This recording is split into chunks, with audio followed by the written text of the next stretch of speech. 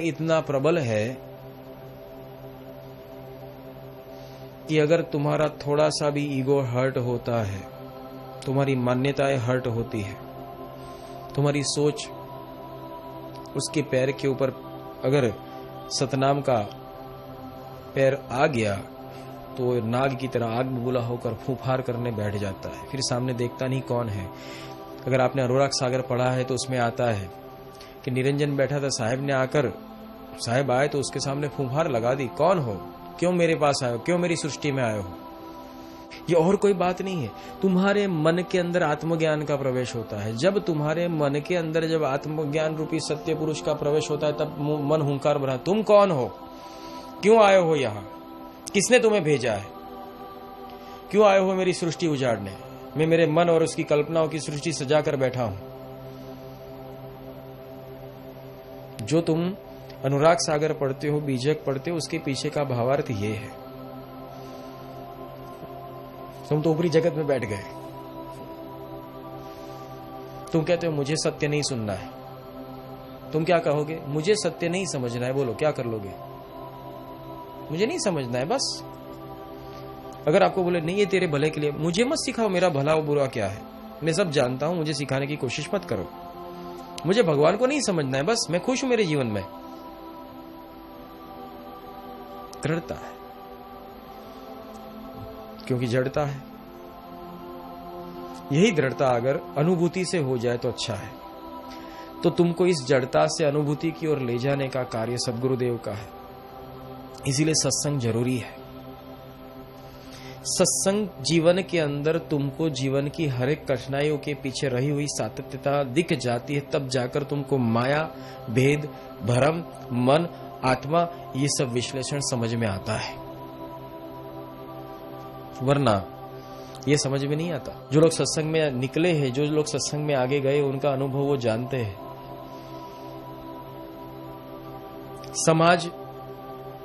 सामाजिक तौर के ऊपर आपकी अवस्था ऐसी हो जाएगी कि अब आपको उस समाज में जाना अच्छा नहीं लगेगा, क्योंकि आप सत्संग के द्वारा समझ चुके हो कि जिस समाज के टोले में जाकर हम बैठते थे वहां कितनी गंदगियां खदबद करती थी।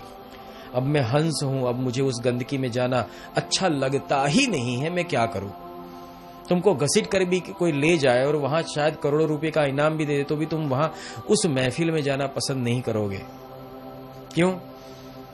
क्योंकि पहले ये मन काग था करता आत्मघात, अभी ये मन हंसा बना मोती चुन चुन खाता। अब तुम्हारे अंदर हंस भाव आने लगा है, सब तुम्हें समझ आने लगी है। जो तुम स्वप्नों में थे अब जागृति होने लगी है। वापिस सोना मत, सत्संग में नींद आती है। मन ये सत्संग में जरूर कराएगा। क्यों?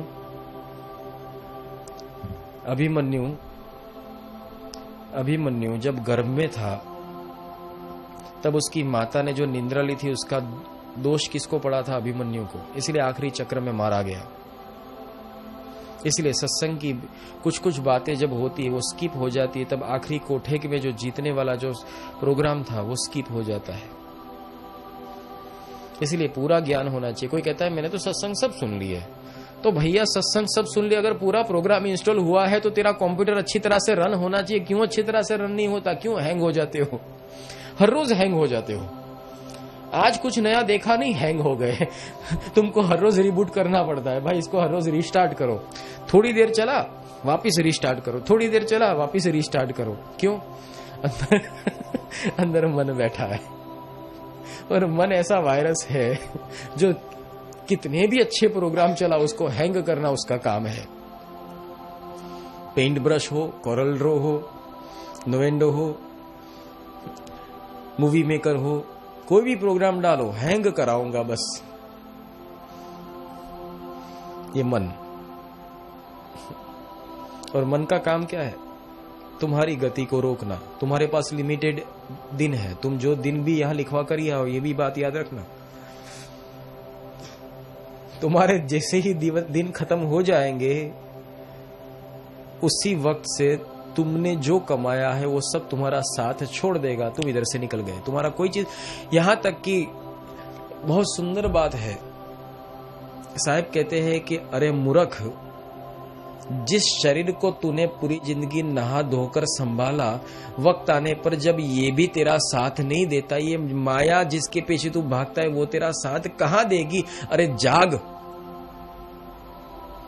तुम बीमार होते हो तब पता चलता है कैसी कैसी हालत होती है, अपने आप को कैसे लाचार पाते हो। खुद के ही शरीर में खुद लाचार बने हुए पड़े रहते हो और दर्द के मारे चिल्लाते रहते हो। ये और कुछ नहीं, ये भी एक अनुभूति है कि जिसको तुम अपना मानते हो वो भी तेरा नहीं है। ये माया परिवार कहां तेरा रहा? और यहां से छूटने के बाद क्या होगा तेरा? और कौन आएगा तेरे साथ? चल बता। तो जिनके लिए, किन के लिए जीता है? उसमें से एक भी तेरे साथ चले तो मुझे बता।